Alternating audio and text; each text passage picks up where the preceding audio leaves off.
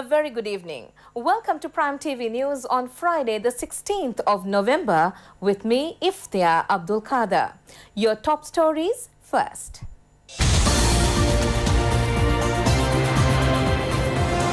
President emphasizes that he will not prorogue Parliament under any circumstances. Tense situation in Parliament today too. Police enter the House. Government parliamentarians demand the arrest of MPs who brought knives into the House. Parliament is adjourned till Monday the 19th. Heroin worth over 20 million rupees is seized. And on news overseas, number missing in California leaps to 631.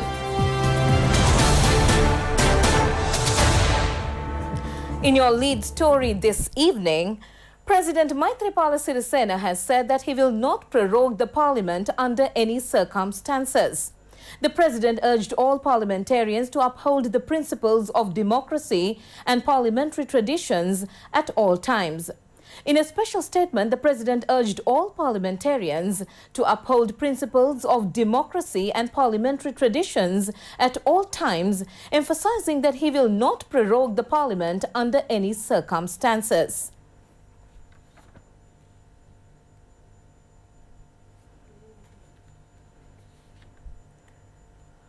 All arrangements were in place for the resumption of the parliamentary sessions at 1:30 this afternoon after it was adjourned yesterday following a brawl.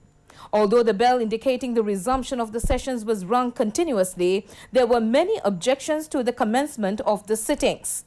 There were obstructions to the resumption of the parliamentary sessions as government members staged a protest in the well of the House, calling for an immediate inquiry with regard to certain members bringing knives along with them and also demanding the arrest of the parliamentarians concerned.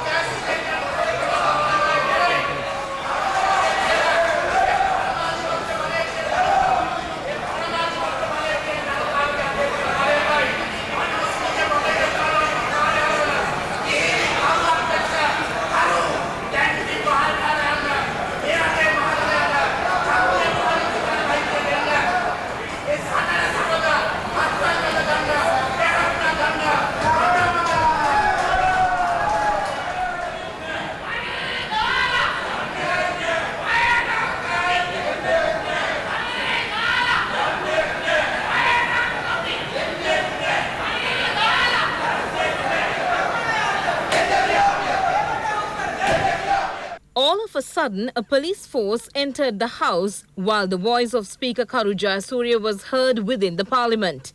The speaker entered the house amidst strong security.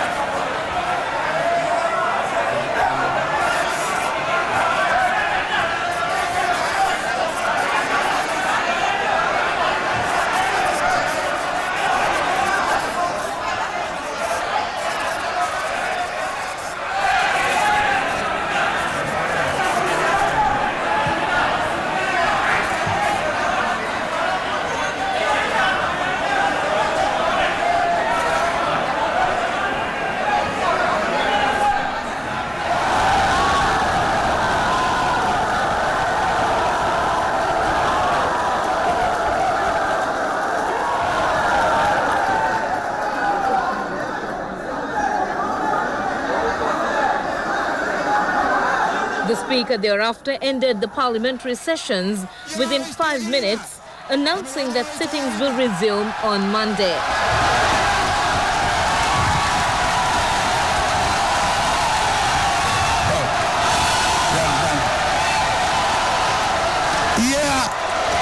අතිගරු ජනාධිපති ගෘහපති විශ්වාස භංග යෝජනාවේ පළවෙනි වගන්තිය ඉවත් කර එම යෝජනාවට ඉදිරිපත් කිරීම ස්ථිර කිරීම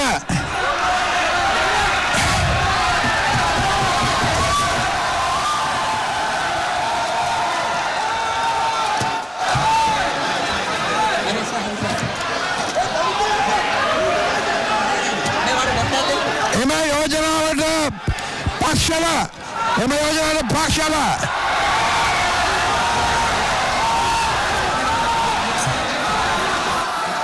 එම යෝජනාවට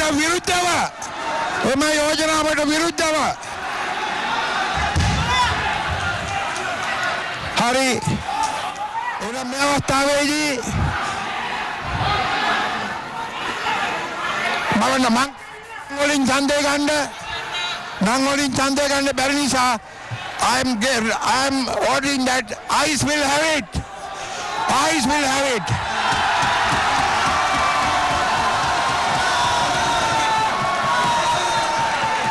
සභාව කල් දැමීම නොවැම්බර් මාස 10 වෙනිදා 19 වෙනිදා පස්වරු 1ට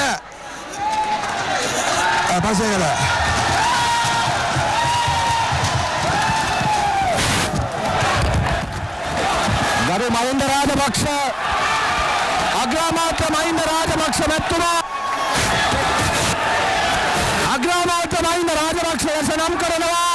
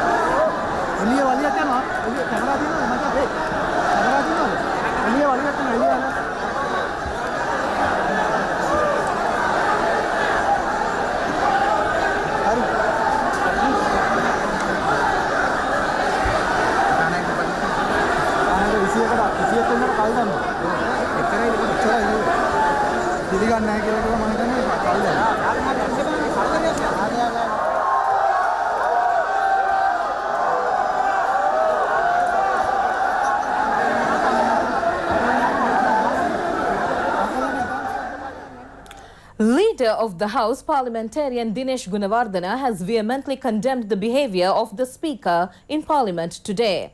Addressing a special session at the Parliamentary Committee, he emphasised that this was an unacceptable behaviour of the Speaker in the presence of foreign dignitaries and correspondents. Our MPs flocked to the chair to request the Honourable Speaker to act accordingly immediately. But the Speaker never came to Parliament.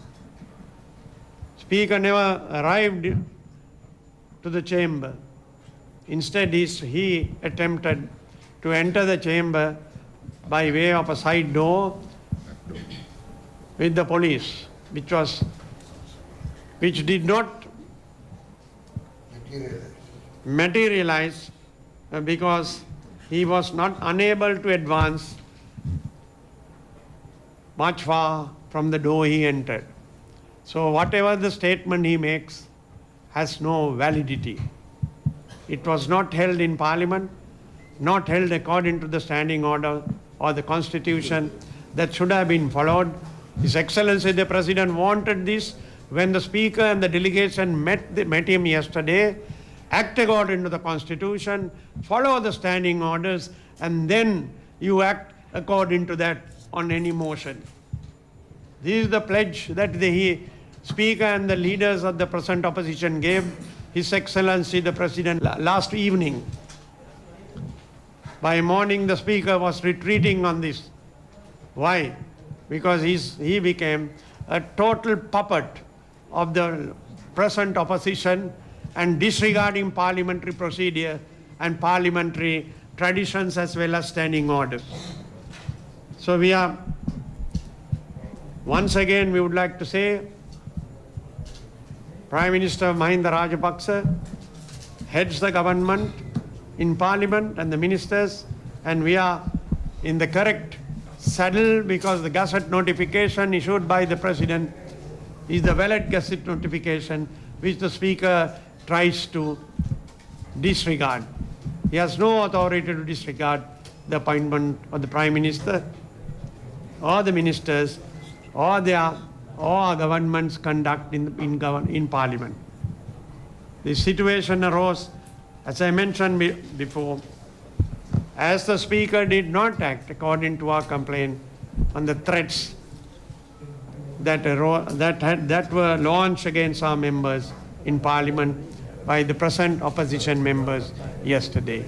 You see, the protests that you make generally, one can say whether they are justifiable or whether the way that they acted is correct or right. But then initial mistake was done by the Speaker for not accepting our cause, not accepting our complaint, not acting according to the complaint. And he ignored everything. Hence we were left with nothing other than showing some reasonable protest. Yeah. We went and made the complaint saying that the two members of the UNP was identified with weapons, with harmful weapons, and we expected him to act immediately for the safety of the 225 members, not just party members or any of the parties. It's just a general request, which he ignored totally. Not only that, one of the members went and complained. He said, bring even swords and solve this problem. This is what the Speaker said. Yeah. Not the knives, but bring swords even, I don't mind, but resolve this issue. This is the Speaker that we're talking of. This is the person whom we call impartial. This is the person whom you call decent. This is the person whom we expect to be impartial and act impartially in the Parliament. Every action follows the other, right? Right now, you say that the country is in anarchy. That's a situation. And I think all authorities should take responsibility. All authorities should take note of this and act accordingly. If not, there will be more situations, and we will be giving more material to the so-called international community. Right? They are behind this. We are very well aware. And I saw Mr. Sumandaran, how he behaved as if the architect of the entire situation that rose yesterday and today. And then the members went and met President, His Excellency, and they came out and completely gave a different story to the media. And you carried a completely different story. It was totally distorted. And what was told by President, that the norms and the practices and the traditions to be upheld, right? And restore democracy within the Parliament. Follow the procedures, due procedures, and come to me. Did they do that? Instead, they planned something else completely contrary to what President said. And they came out of the President's house, just outside, they made all kinds of things, and unfortunately you have carried it, right? And now if you verify from the president, he will exactly tell you what he said. He said, follow the procedures of the parliament. Respect the traditions, norms, and the practices of the parliament. And respect the constitution. Act according to the constitution and the standing orders. And then you prove your majority if necessary, if that arises. Government parliamentarians have emphasized that the Speaker is responsible for the behavior of the parliamentarians in the House. When complaints were made to the Speaker that United National Party MPs possessed knives, the government parliamentarians pointed out that the Speaker declared that they should bring swords instead of knives. They strongly condemned this statement. A chaotic situation surfaced in Parliament yesterday when parliamentarian Lakshman Kiriyala said that they need a vote be taken up with respect to the special statement made by Prime Minister Mahinda Rajapaksa in the House. Following this development, even some members sustained injuries. It is very clear from the knives possessed by certain members that they had come to the House with preparations for a brawl.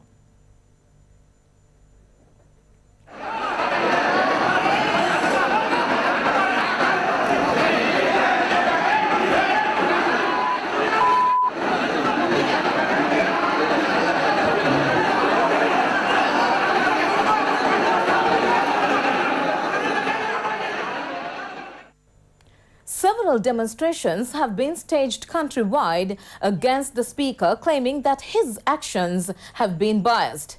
The demonstrators said that they need a general election at this juncture. A demonstration was staged near the Gampaha railway station, protesting against the actions of the Speaker. The demonstrators claimed that the Speaker was partial to the United National Party. These people pointed out that the Speaker was even causing harm to the dignity of the Parliament. In the meantime, another protest was staged opposite the Gampaha Pradeshya Sabha. It was joined by a group including people's representatives.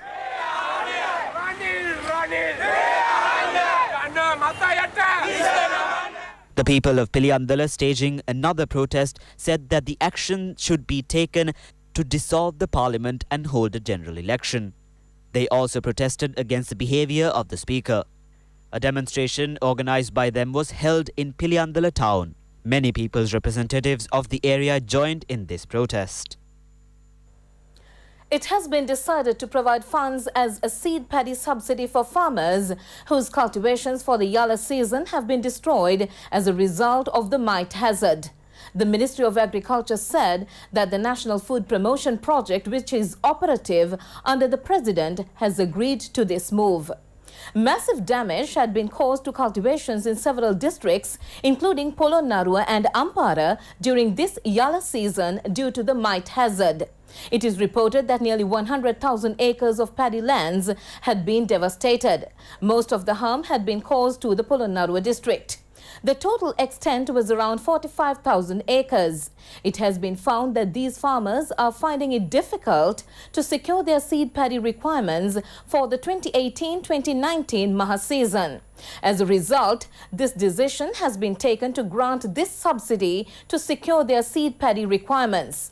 A memorandum submitted by Minister Mahinda Amaravira had already been approved by the Cabinet.